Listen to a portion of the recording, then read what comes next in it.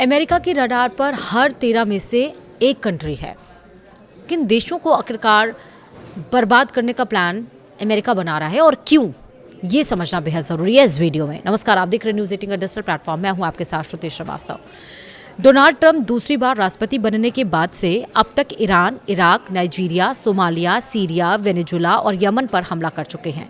वहीं Trump Canada, Colombia, Cuba, Greenland जो Denmark का हिस्सा है, फिलिस्तीन, मैक्सिको, पनामा और ओमान को बर्बाद करने की धमकी दे चुके हैं। दरअसल दुनिया के हर 13 में से एक देश अमेरिका के रडार पर है। इन देशों पर या तो पिछले एक साल में अमेरिका हमला कर चुका है या हमला करने की तैयारी में है। ताज़ा मामला ओमान का है, जिसे अमेरिका के राष्ट्रपति डोनाल्ड ट्रंप ने बर्बाद करने की धमकी दी है। ट्रंप ने कहा कि अगर ओमान नहीं सुधरता है तो उसे पूरी तरह से बर्बाद कर दिया जाएगा। ओमान खाड़ी का एक अहम देश है, जिसे एक वक्त में अमेरिका का करीबी माना जाता है। ईरान युद्ध के समय ओमान ने अमेरिका का साथ नहीं दिया, वो भी तब जब ओमान हॉर्मुज़ के किनारे पर स्थित है। इसके कारण ईरान ने भी ओमान पर कोई हमला नहीं किया। और इसके अलावा पिछले दिनों ओमान की सरकार ने अपने अधिकारियों को ईरान से व्यापार करने का निर्देश दिया। ओमान का कहना था कि ईरान से व्यापार किया जा सकता है। ईरान और ओमान मिलकर हॉर्मुज़ पर प्रोटोकॉल तैयार कर रहा है। इस प्रोटोकॉल के तहत ईरान हॉर्मुज़ में जहाज़ों से पर्यावरण टैक्स वसूलेगा। वहीं अमेरिका को ईरान और ओमान की यही दोस्ती खल गई। इस वक्त हॉर्मुज़ को लेकर अमेरिका बैकफुट पर है और यही वजह है कि राष्ट्रपति ट्रंप ने ओमान को धमकी दी है।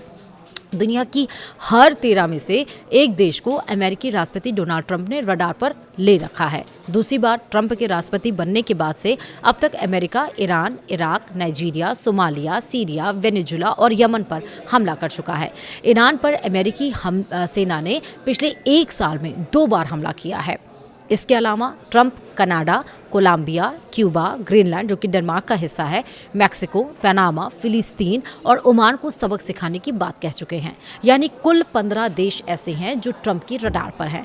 वहीं पॉलिटिको मैगजीन के मुताबिक अमेरिका सेना क्यूबा पर हमले को तैयार है। पेंटागन ने इसके लिए प्लान भी तैयार कर लिया है और यह प्लान अभी राष्ट्रपति डोनाल्ड ट्रंप के पास विचाराधीन के लिए रखा गया है।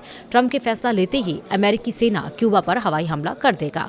वहीं बुधवार की अगर हम बात करें तो बुधवार को कैबिनेट मीटिंग में विदेश मंत्री मार्को रूबियो ने क्यूबा को बड़ा खतरा बताया। रूबियो का कहना था कि अमेरिका के पास स्थित क्यूबा इस वक्त अस्थिर है। इसके कारण अमेरिका भी सुरक्षित नहीं है।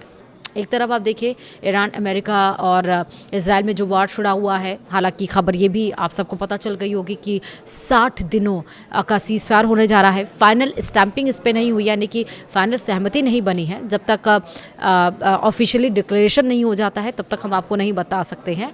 लेकिन आप ये समझिए कि जब ये देखा जा रहा है कि भारी मंदी, भारी इन्फ्लेशन पूरे विश्व में आ सकता है, तो आप कहीं ना कहीं डोनाल्ड ट्रंप को ये समझ में आ रहा है कि चलो ठीक है, कुछ शर्तों के साथ लेकिन कॉम्प्रोमाइज़ किया जाए, सीज़ फायर किया जाए। लेकिन इनके बीच में हर 13 में से एक कंट्री अमेरिका के रडार पर, और इतिहास भी यही गवाह दे रहा है। अब क्यूबा की बारी है। वीडियो में आपका क्या सोचना है, कॉमेंट में मुझे ज़रूर बताएगा। वीडियो में इतना ही, नमस्कार।